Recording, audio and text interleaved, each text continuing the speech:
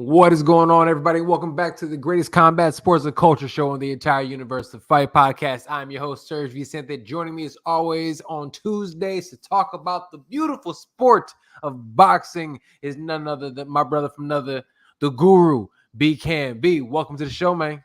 Hey man, happy to be here as always, man. Talk some boxing with you. I think probably a light MMA week, but we do have some boxing to talk. Yeah.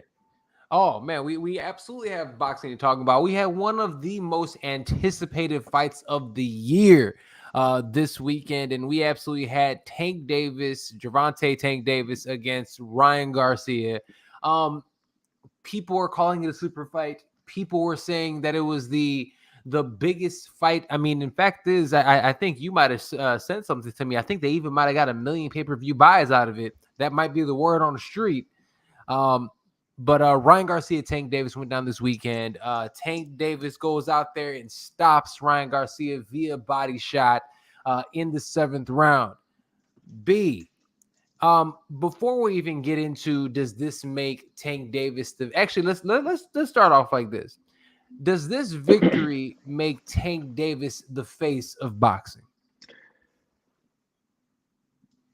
I'm not ready to say that just yet, but we have to see the pay-per-view numbers because everybody's just rushing to say no, Tank is in the face of boxing. The face of boxing is still Canelo. Yes, I agree. Canelo's still the face of boxing. He's been in the ring with Floyd. He has the Hennessy sponsorship. I think, is he with Under Armour as well? I think he's. I don't know if he's with them anymore, but he definitely was for a minute. I don't know if he's with Under Armour or whatever, but we've seen his face for over 10 years now. I think he fought Mayweather in 2013. So Canelo is still going to be the face of boxing, and that's totally fine. But there's a new generation coming. Canelo is aging out.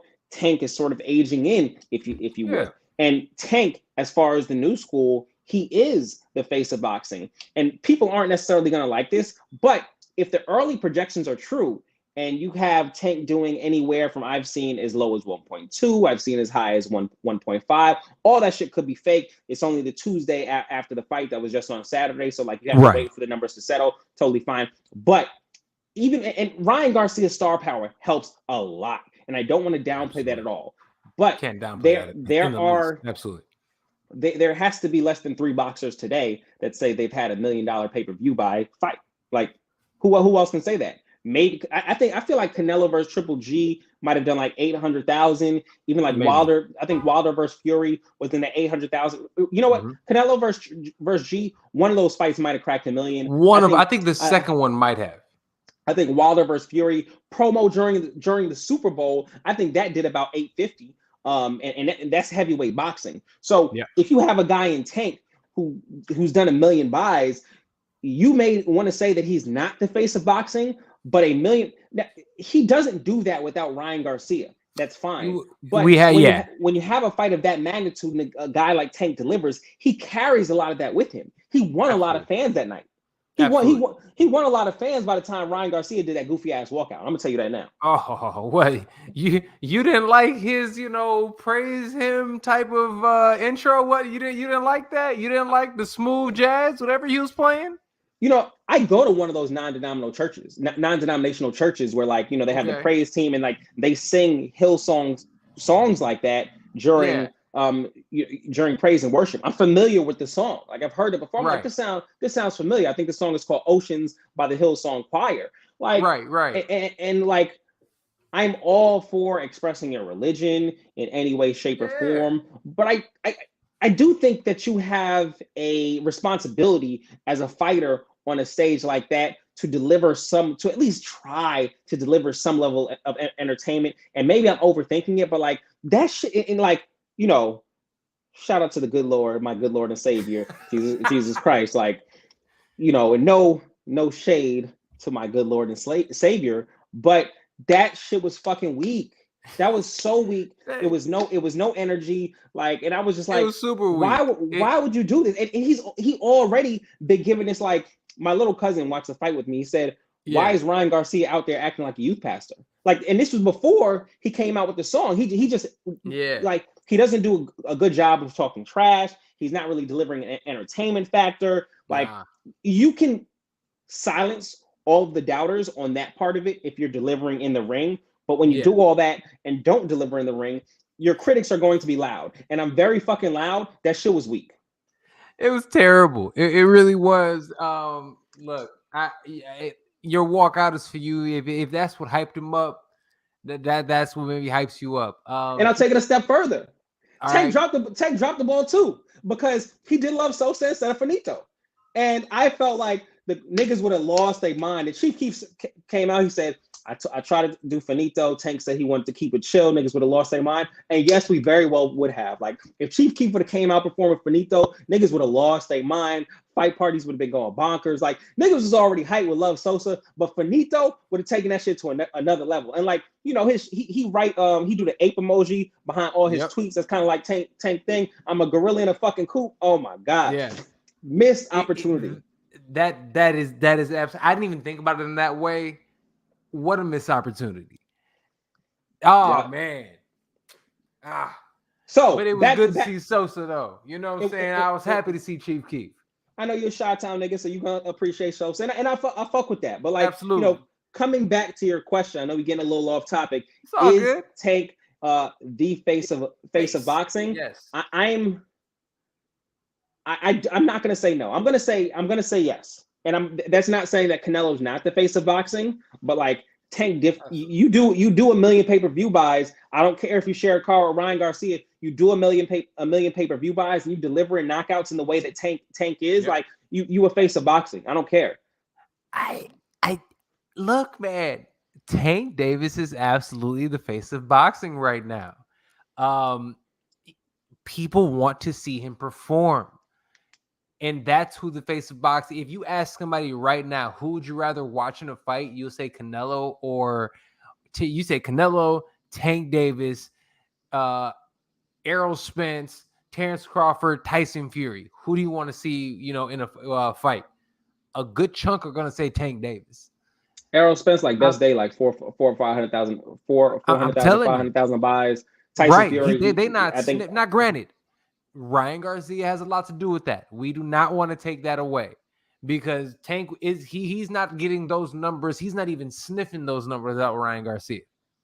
But regardless, he got there.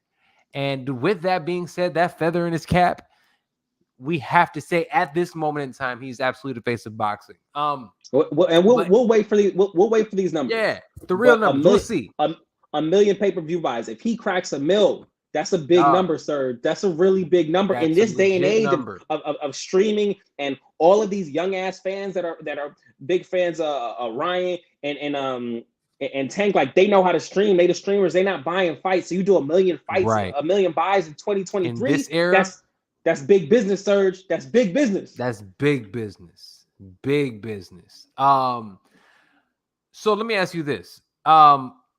I think we can both agree that I think Tank Davis is who we thought he was. Okay. But I'm going to say this. He still impressed me. His fight IQ, his timing. I mean, I already knew the power was there. I wasn't concerned about that. Defensively, the timing, everything. I mean, the dude is elite, and I think he actually deserves to be top 10 pound for pound. I'm still saying back half of the top 10, but I think he's absolutely in there for sure. So no, for me, everything that he did, he was extremely impressive. What were your thoughts on Tank Davis this past fight? Yeah, a couple of things I loved was, you know, and going back to our keys to victory from last week for Tank Davis, be defensively responsible. He slipped about 1 million left hooks, occupied the lead hand. He came out from round one, and I called that out, you know, a bunch of casuals in my living room, but I'm like, he's occupying, he's throwing that jab out there to occupy that lead hand. He's controlling when Ryan can't throw that left hook, and he also can time a lot better when that left is coming. He did it all fight, no better than in that second round where he smiled at him, pawed out there at that left hook. As soon as Ryan throw it, he ducked it, lands a huge shot. Much credit to Ryan for getting up from that shot, because that was I thought it was done. I thought it was done. When I saw that, Ryan Garcia has a chin. And you know what? Because people want to say he quit, but we're going to talk about his heart in a little bit. And he did. We'll talk about that in a minute. But he definitely picked himself off the deck. And and still tried to do work. But you can tell he was far more hesitant going forward from that moment on. Let me ask we've seen Tank for sure. a large chunk of his career right now. A shot like that, we all go home early. Shut off the lights, fight party over. Y'all go home. Like, so for him to get up with really no ill effects from that was impressive. But you look at how Tank set that shot up. It was all about lead hand control. And by now, you should know that you cannot spam Tank. You find something that works, put it in your pocket, try it later in the round, try it later in the fight, but don't try to spam him with the same punch or the same combination, which is what Ryan got excited he was doing. He tried to throw that left hook about 3-4 times in a row, and on that last one, he paid for it. Because with Tank, you know, he like Uncle Sam. Like, you make a mistake, the fines, the taxes, they're so big. He's taxing that ass for every single mistake that you make. And he taxes ass. And those taxes are large. They are very, very big. And he had to pay that tax in the second round and then again in the seventh round. But obviously, as we got later in the fight, one of the things that impressed me about Tank is just that lateral movement. You saw him moving back and forth, back and forth, kind of lulling Ryan into a rhythm where he had to chase him. He had to continue to reset his feet. Ryan also doesn't have the best footwork, so that Speaking of that, and real quick, I have to say, I was actually really disappointed in Ryan Garcia, and my disappointment comes, and I don't know if I want to point it at Goosen for the lack of a game plan, because it didn't even feel like, I don't know, maybe that second round and after he got stung, it kind of went out of the window. But Ryan Garcia consistently doing the exact same things, not setting things up in any really way. He just didn't seem like he belonged there. It's just, he's not, if we're looking at his record, I mean, I think he's something like his past opponents are something like 376 and 300 and something to 76 losses, right? Tank Davis, since 2017, his opponents are, I think, 260 and like 12. It's something ridiculous. He's faced a far higher caliber of opponents, and it shows. The experience shows. Ryan Garcia just didn't look like he belonged there, man. I was highly disappointed. And I'm kind of surprised that wasn't none of his squad there at the press conference after that. That was interesting. So Oscar says that it was security. Bernard Hopkins got banned for touching Tank. He said he was getting death threats.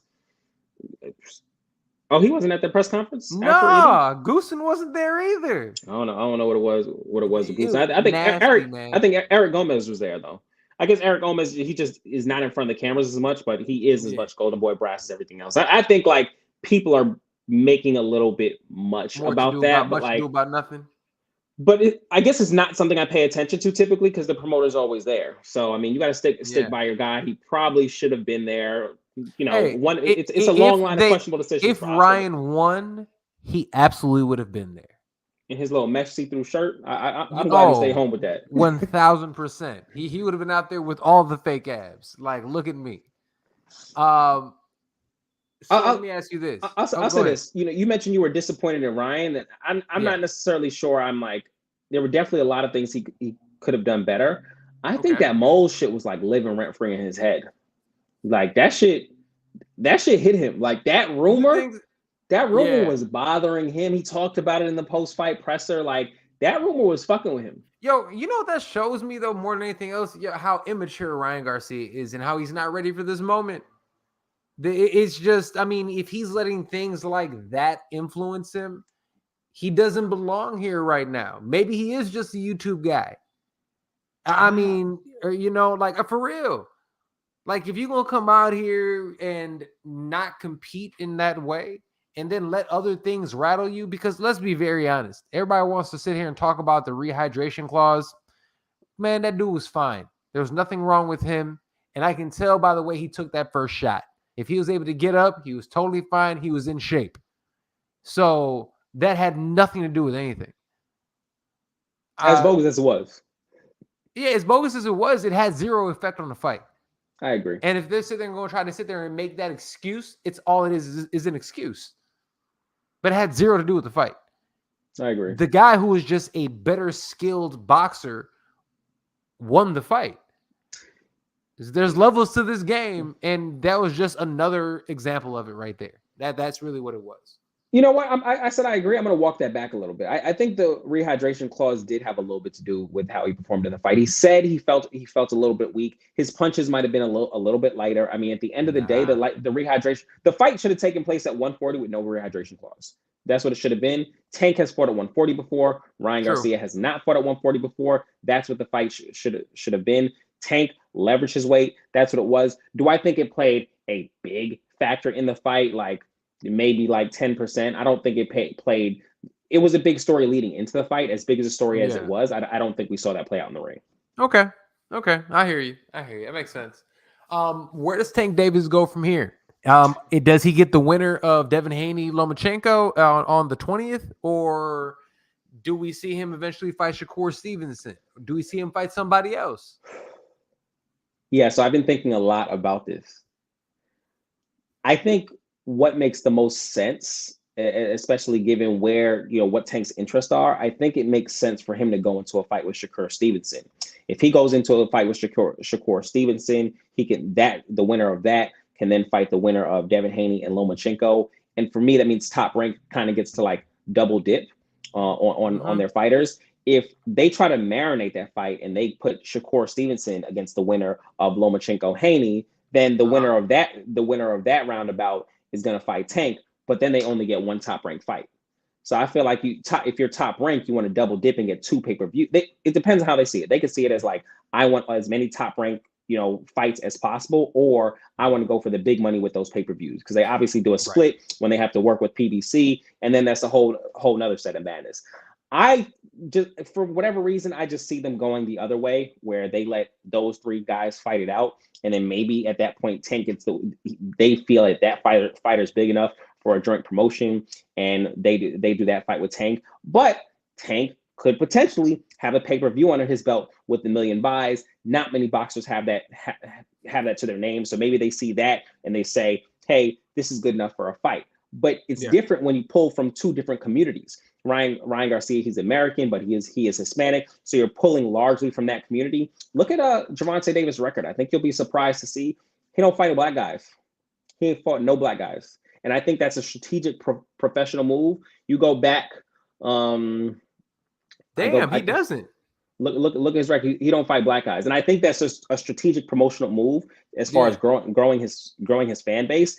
And they may have been building to moments like this where they could fight guys like Devin Haney and Shakur Stevenson. And obviously Lomachenko's not black. I think that they have purposely kept away from each other until this point. I think all of them kind of knew that they'd eventually be meeting.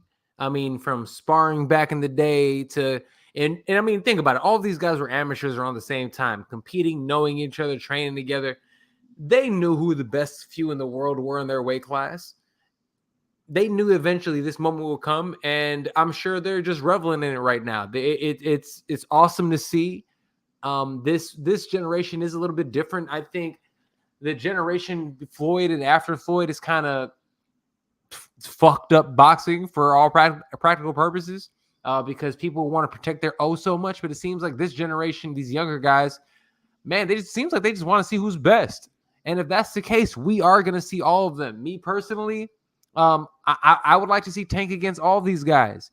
The funny thing is, for me, I think that, man, I don't know, man. I think that's a tough win. Both of those fights are going to be tough for Tank, and vice versa. I'll say that. But what do you think is realistic? I think what's probably more realistic is for them to put Tank in there with a guy like Frank Martin. And then, because he's PBC, he's a light. I think he's a lighter touch from PBC, and to give him a little bit more juice before going in to a joint promotion with Top Rank, and then doing the Shakur, Haney, and Lomachenko thing. But do you think Frank Martin's people will want to sacrifice him up, or on the? I mean, Frank Martin's is nice. When we're saying Frank Martin's people, we're talking Errol Spence. Exactly. And I mean, Errol Spence is Gervonta Davis's guy. Yeah, we talking money here though. So, but We all talking. of You that, right. You right. all of that is under the PBC umbrella. Like it really don't matter Errol Spence guy or not. They all Al Haney guys at the end of the day. So, Facts. yeah, I think as I looked at it, the Frank Martin fight, and then maybe you go into a fight, a joint promotion with Top Rank. How it should be is he should just go straight into the fight with Shakur. Now, I believe I've heard Tank say in an interview like he don't want to fight a long time. Like he could have just like 5 fights left, and if he wants to do it like that, he could fight like a few different mega fights and end his career. But right now, as it stands, right now as it stands, you frozen? Am I frozen? No, I'm frozen. Okay. Right now, as it stands, I think he beats Shakur. I think he beats Haney. I think he beats Lomachenko. I think Haney probably matches up the best out of the 3 because he has a really good jab and he fights at range. Tank can have trouble with some of those longer, rangier fighters. However, Devin's chin won't hold up, and we know Devin's chin is not going to hold up. I think Shakur gives Tank a unique I don't know challenge. that, but I think Shakur gives Tank a unique challenge, and maybe is the best out of all 3 of them, as we've seen him we've seen him in the ring with legit competition, and he's absolutely smoked them. So that Jamel Herring fight, that to me that really stands out as arguably the best win any of them have. I would argue that. I would say the Oscar Valdez one would be better than that. It's almost like we forget about that. That too. I forget about that one. I forgot about Oscar Valdez. Yeah, so he's been in the ring with some guys, and he's shown himself to be that guy. That he hasn't shown it at 135, and we continuously see him develop. Yep. That'll be a fun fight, but I think in a fight like that, people are sleeping on Tank's boxing ability. And like, I don't think people are sleeping on his boxing ability anymore. I think after this fight in defensive, all I've heard granted, it's only Tuesday. The only thing I've heard, is everyone talking about his fight IQ and how brilliant he is. And I don't think anybody is questioning that, especially if you look at how he is the most accurate puncher in the sport of boxing today. So I think everybody understands how impressive he is in his fight IQ at this moment. So I don't think anybody's underestimating that. He's a big knockout guy, so any fight he goes into, that's likely how they're going to build it. If they go into a Shakur Stevenson fight, they're going to build it as the skilled boxer versus the power guy. I know Tank has shown it in the ring, and I think that's maybe a bit unfair, but that's just how they're going to build the fight. And I just don't necessarily know if Shakur has enough skills to be able to avoid the power of Tank for all 12 rounds. Shakur, I know also in a bit of like looks up to Tank from when they were younger. Tank was really that guy, and I'm not necessarily sure that's ever left him, despite what he's showing on the surface. Lomachenko, the only way I'll say that like he got something for Tank is if he comes out here and really, really impresses against Devin Haney and stops him in, let's say 8. If he stops him in 8 rounds, I'm gonna want to see that fight. And that is the fight. If Devin Haney stops Lomachenko, would you feel the same way? You really want to see that Devin Haney Tank fight? Look, you can feed me up all 3 of them. I'm buying, but like, yes, I mean, the winner of that fight, I'm going to want to see them against Tank, even more so if it's a stoppage. I do not see Devin Haney getting a stoppage. Lomachenko, I can see him winning via stoppage. I do not see Devin Haney. I can see him winning via decision. I can't see him winning a stoppage. I just don't see him with that. I don't even see him with Shakur Stevenson type of power at 135. Yeah, no, I mean, I'm not discounting that at all. How do you see this? Where do you think Tank goes next? Where do you want to see him go next, and what do you think is realistic? I would like to see him get the winner of Loma and Haney before Shakur. Yes, because because honestly, I hate to say it, Ryan Garcia was your tune-up fight. It's big because of who he is, but we're talking about skill-wise. He's not anybody that any of those guys were even worried about. That's why all of them were literally licking their chops talking about Ryan. Like, yeah, I'll fight him, fuck it, because they know they're going to get paid. You know what I'm saying? Tank just happened to be the first one. That's the warm-up fight. He needs a real fight next. And his real fight absolutely should be like either one of 2 things. It should be the winner of, he has 0 belts. You can't be, yes, you're the face of boxing, But I don't care what anybody says. He's not the best guy in his division at this moment in time. You know, there's going to be another guy who has the belts, and that's going to be Devin Haney. Now, we can say whatever it is or Lomachenko, but whoever ends up having the belts, I'm going to say is the best guy in that weight class. Now, when they go out there so if you want to say you're the best guy at 135, you need to fight the guy who has all the belts. It doesn't make sense for him to go out there and fight everybody else and keep just fighting people and say, I'm the best. Well, then why don't you fight the guy with the belts? You know, but with Tank is different. He's gone a different route. There's some guys, i.e. Canelo, who come out and say, I want all the belts. I'm intentionally going off the belts. Tank has not come out and said it, but in all the decisions and the moves he's made it pretty clear that he doesn't give a fuck about the belts. Okay, so I guess in that case, that's just me. I would like to see him do that. Same. I would too. It's just like that's not the way he's moving. Yeah. In that case, because I'm gonna be honest with you, if that's the case, we see who he's not fighting. He won't. I mean, Shakur Stevenson's gonna be far too dangerous of an opponent. He's way more dangerous than a Ryan Garcia. You know what I mean? Is he? Absolutely. Absolutely. More dangerous in what way? See, the thing is, I think he's more dangerous. I don't look at somebody just because they have power as power being the reason that you're dangerous. That doesn't make yes, that is one aspect of danger in a combat sport, but it's not everything.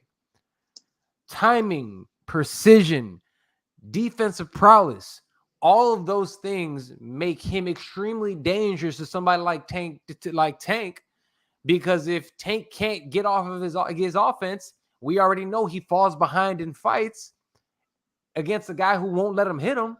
He'll take an L, and that's damaging to his record. That's dangerous to his legacy, if he even cares. So, yes, Shakur Stevenson is far more dangerous than somebody like a Ryan Garcia. I think I disagree. I think you need power to give a guy like Tank That's one aspect of the game. That doesn't mean just danger. Like, there's so much more that goes into danger in a combat sport. Specifically for Tank, though. Specifically for Tank, I think that you need power to give him real danger. I don't think you can come in there with power like Shakur Stevenson. Mm-hmm. And yes, you will touch him up. It's very likely that you'll touch him up. And we've seen this Hector Luis Garcia. We've seen this Mario Barrios. We've seen this maybe with Rolly. You know, you get a few of the earlier rounds, but Tank will. Are all of those? So, are we saying that any of those guys are as defensively sound and as quality of a boxer as Shakur Stevenson is? No, absolutely not. So how can we even equate that? I mean, it's just we can't. We don't know. We haven't seen him in there. Tank will just walk you down, and we've known him to take a few punches to find his.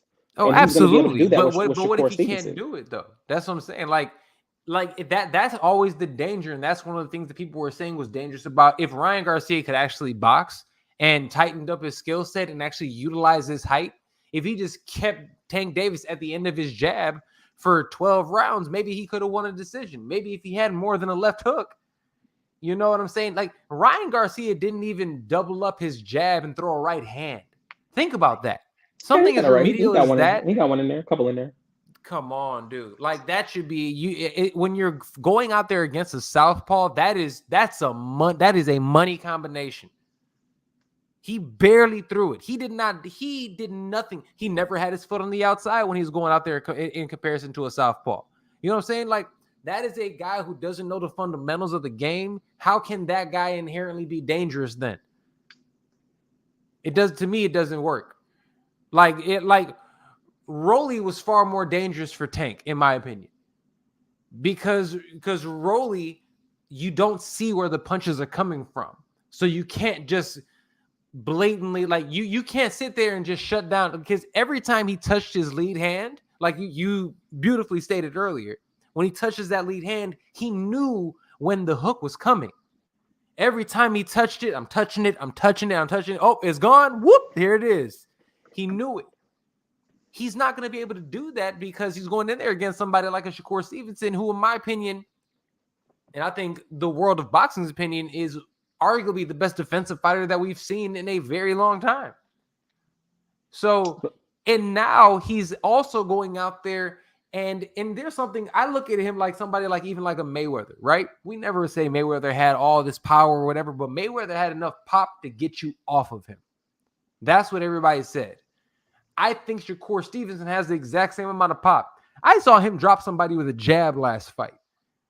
Do you know what I'm saying? Like, Shakur Stevenson's starting to sit down on his punches more, and he is showing that maybe he is not a Tank Davis level boxer or a puncher. He has enough power to keep you honest. And he has the accuracy and the sharpshooting ability and accuracy to sit there and actually keep somebody. So, yes, I think that sharpshooting ability and accuracy makes him a far more dangerous opponent than any of those guys. I haven't seen anybody with, unless that fighter has real power over Tank, I haven't seen like Amaro Barrios, who is big. And personally, I think all the real challenges for Tank are at 140. Like, I think right now he can beat Regis Prograis, I think is going to be a handful for him. Nobody's seeing Tank at 130. And then we have these few guys we're talking about here at 135. But personally, I think Tank can beat all of them at this very moment. I do think he's the best without any titles. He's the best fighter in the division at this very moment. We'll get a look at what we get a look at on May 20th. But at this very moment, I believe he's the best fighter in the division, even against the Shakur Stevenson. I believe the real challenges are at 140 because I believe that power, in addition to the size, that's something that can trouble Tank. I just don't think Shakur has enough power to trouble Tank. And all the things you mentioned are true, but we're not talking about one of Floyd Mayweather matching up against somebody else. We're talking about Shakur Stevenson and Tank Davis. I think a lot of what they can do on the boxing side of things cancels out. And I do think power. But the analogy that I utilized with that still holds true. Yeah. Floyd Mayweather had enough pop to keep you off him. So in this sense, I believe this guy can use it in the exact same way. He's not the most powerful guy in the world, but he can be in there with more powerful guys like Floyd was. Floyd was in there with much more power. Oscar De La Hoya could knock your head off back in the day. Manny Pacquiao. You know what I mean? Manny Pacquiao. All these guys have far more pop than Floyd.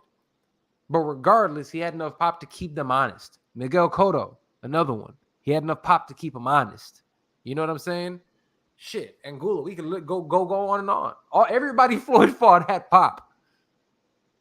Especially towards the end of his career. Canelo. I think we give Shakur a lot by putting that Floyd label on him. I know, like, he's brilliant, obviously. I think it's a little bit early to put the Floyd label on him. And Floyd could do, in my opinion, a lot more in the boxing ring than people give him credit for, like things like inside fighting. I don't really believe Floyd was great at it. I don't believe Tank can inside fight. I don't believe Haney can inside fight. I don't think Shakur can inside fight.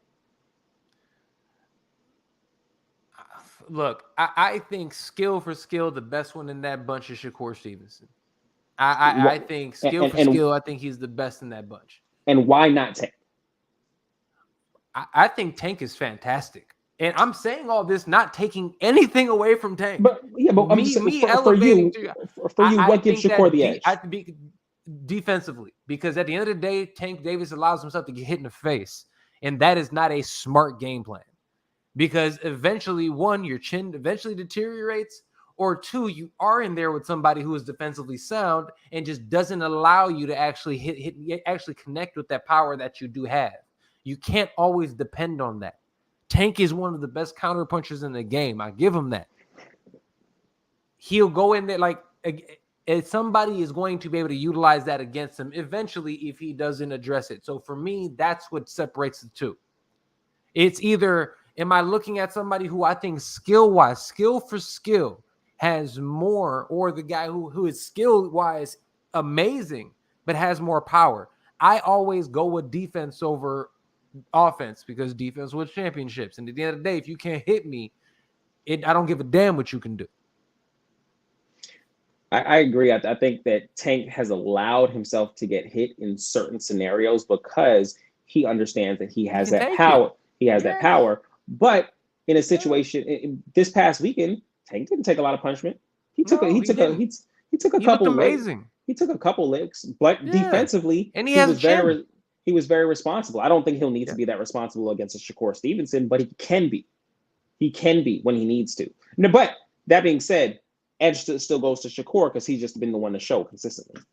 And I think if we're looking at, again, I think Tank has been in there with some great dudes. I mean, I think Isaac Cruz win is going to age beautifully. You know what I'm saying? Like those are, I think it really will. I think that's still a good win. But you got we're talking about the guys that the Oscar Valdez of the world. You know, we're talking about Jamal Herring. Like these are former champions. You know what I mean? And he just schooled those guys. Isaac Cruz, I think he's overrated. I think he looked like he was giving Tank some competition, right? Only because Tank was fighting with one hand. Tank was fighting with one hand, and since then he's had 2 wins one against Gamboa, once against Eduardo Ramirez, who I'm not necessarily. Gamboa is no disrespect. He's washed. He's washed. That's what I said. Yeah, he's super washed. But Isaac Cruz, in my opinion, is passing up opportunities to show he's as good as we think he is, and so that's making me question how good he is. Yeah, but there's not. Like I said, it is my only thing about that was I just think again, we're even talking about level of competition. Granted, it wasn't in the same weight class. Man, I mean Shakur, what he's doing and the body of work he's putting together, I just think he's going to end up being the best of the bunch. And I think he might end up even finishing his career out at like 140 or even 147. So we'll see. We'll end up seeing. But obviously, these guys are the best. Like this is such a great time. That weight class is phenomenal. At 140, shit, I would love to see the Regis Prograis fight in Tank Davis. I think that'd be incredible. A lot of those guys, I think their size, their length, might be difficult for Tank, but I do know that Tank trains with a lot of welterweights and middleweights and things like that. So he's accustomed to working with much longer guys than him. All right. Right now, if you mention 140, I want to see everybody fight Matias. That's just what I want to see. I'm not mad at that either. He's just straight action. Like I need to see. I don't know. It might be a little bit much to ask of Tank at this point in time, but like I want to see everybody at 140 fight Matias. You and I both, but we'll see. All right. Last one before we get up out of here. I got to ask you this. We have some fight announcements. Which one do you care about the least is my question. Smith versus Eubank 2 or Fury versus Andy Ruiz? These are both one's locked down, one is rumored, but it seems like it might be a done deal. Yeah, I care less about Fury Ruiz. And that's probably an unpopular opinion. I should care more of that, given that there's a belt involved. There's one of the top five. I'm surprised you said it because I know how much you love Eubank. Yeah, exactly. I can't stand Eubank, but like, I just think that's a more competitive fight. Yeah. It's just a better fight. It's a more competitive fight, so I am more drawn to that fight rather than Fury, who should be fighting Usyk. He's done whatever with that fight. He wants to fight Ruiz, cool, but I don't think Ruiz has anything for him. Fury can jab him all night long at range. He doesn't have to go in there and deal with his hands. Ruiz has also been sitting down since he fought Luis Ortiz. He's not really doing nothing besides beefing with his baby mom on social media. Hope everything goes well with him, because that could take his career as well. I mean, so I care more about the competitive fight. We saw Liam Smith versus Eubank. Eubank was winning the fight. He got knocked out. Like, that's something I care about seeing again. I think it'll be an entertaining fight. Absolutely. I surprisingly, I have to agree. I actually also I'm looking forward to that one. Eubank was also he remember he cut a hella weight too. It was weird. Weird time. I will say this. I also kind of angry at Tyson Fury. Like, personally, I've taken this fight ducking personally. This social media brigade of fake news and everything. I have taken it personally. I have a personal issue with Tyson Fury. So like, until he takes the fights, any of the fights that he needs to take, as he holds up that WBC belt, then like, sure. I'm going to watch. I'm a hardcore boxing fan, but I'm annoyed at him. Oh, come on, man. As the rest of us are, he absolutely should have fought Usyk already. And I mean, we could have moved. I mean, literally, he could have fought Usyk and retired if he wanted to at this point in time. You know what I'm saying? Like, a whole bunch of shit could have happened. But yep, he's holding that belt, and he's I don't know what he's doing. I don't know. Who knows?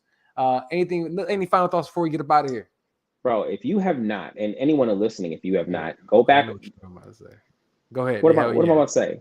If you have not, and for all of our listeners, if you guys have not, this past weekend, earlier in the day, you gotta be a real boxing fan and watch all this shit sometimes. Yep. Joe Cordina, 130-pounder, fought Rakhimov. I can't even say it. Man. Rakhimov is his last name. He was 17-0 coming in. He had a win against I think he had a draw against Jojo Diaz, maybe another relevant win on his resume. Joe Cordina was a former IBF title holder at super featherweight. I'm not sure. I guess he gave that title up. I'm not sure what had happened, why he got stripped by that IBF title, but he won the title in June of last year, came back, fought for the title again. It was a great fight. 12 rounds. He dropped the guy in the second. The guy had hurt him a little bit later. He won a split decision, but if you get the chance, watch that fight. Great entertainment value. Love it. All right, man. Another fantastic week of boxing. We are a week away from Canelo's return. Can't wait for that. So we'll be breaking that down next time on the show. Good stuff. Tank Davis, the new face of boxing, folks. You heard it here first. Numbers don't lie. Numbers don't lie. All right. Well, appreciate you guys. Thank you so much for watching live. If you are watching wherever you are, please also like, share, and subscribe to this YouTube channel so we can continue bringing you fantastic content. We also have fantastic merch. Check that out at the Etsy shop as well. My brother from another beat, CAMM. Thank you to Guru. Thank you for being here once again, man, and to everybody else. We love y'all, and we will see you next time right here on the show. Peace.